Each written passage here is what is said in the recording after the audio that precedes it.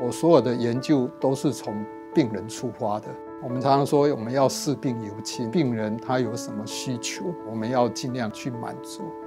小纤维就是这些神经，它基本上就是跟我们的疼痛、刺麻的感觉，或甚至于灼热是有关系的。病人这些神经受伤了，所以他会觉得两脚会有灼热。20-30年前对这个疾病缺少一个客观的诊断方式，这些病人家属、医生其实大家都很困扰。那我对神经科学的研究很有兴趣，特别是这些形态学或是结构，那时候就会想到说，那这些神经都终止在末梢皮肤上面。如果我可以从皮肤上面去检测到这些神经，那我就可以有一个客观的诊断的标准。因为这样的训练，还有这些病友的需求，大概就花了将近10年的时间，克服了这些技术上面的问题。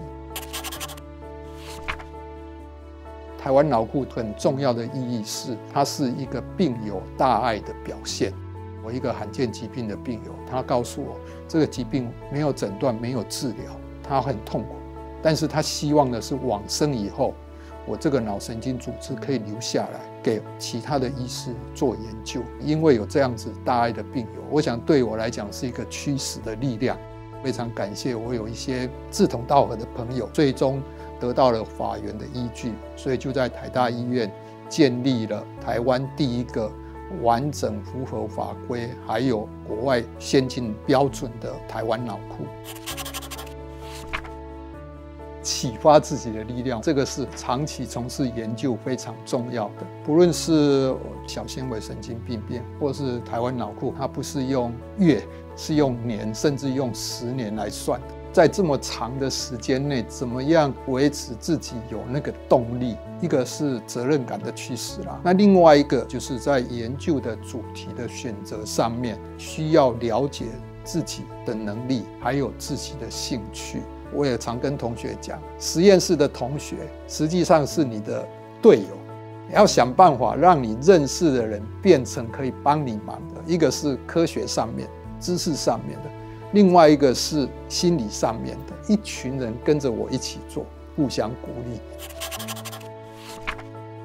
大学毕业的时候，其实我在班上成绩不是很好的。我们那时候要选科，其实都是要看你的成绩的。我很希望神经科，对那个很有兴趣，但是我也知道我可能申请不上。那我觉得做神经科医师也需要有内科的这些技术训练，所以我做了2年的内科医师。在累积的过程中，我也同时再去回顾我对神经科学的兴趣是不是真的那么强烈。所以2年以后，我就决定我还是回到我最喜欢的东西。常常跟我们同学讲，有时候不见得是直线，那你可能是弯道，我有足够能力，我有自信了，我再回来，这个也是 OK 的。最重要的一件事情是，每一个领域，你觉得只要你觉得有兴趣、有可能，你就需要去 explore。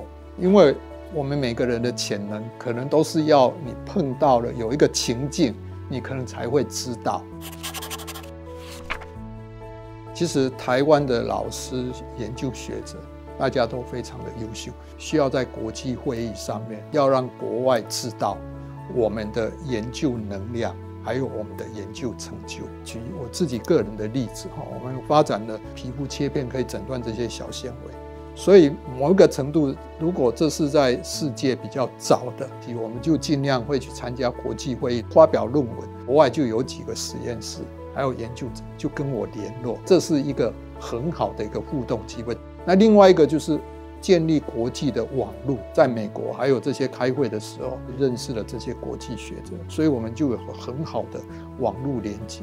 我们想要合作某一些计划，他们也都非常高兴。也就是说，一方面我们要发展台湾主体的研究，但另一方面我们也融入一个国际社会。目前大家其实都有这样子的共识，只是我们要怎么去一步一步的努力，强化我们台湾在这个国际上面，包括医学科学研究上面的优势。1+1不只是大于2，是大于3。在台湾，这是一个很大的优势。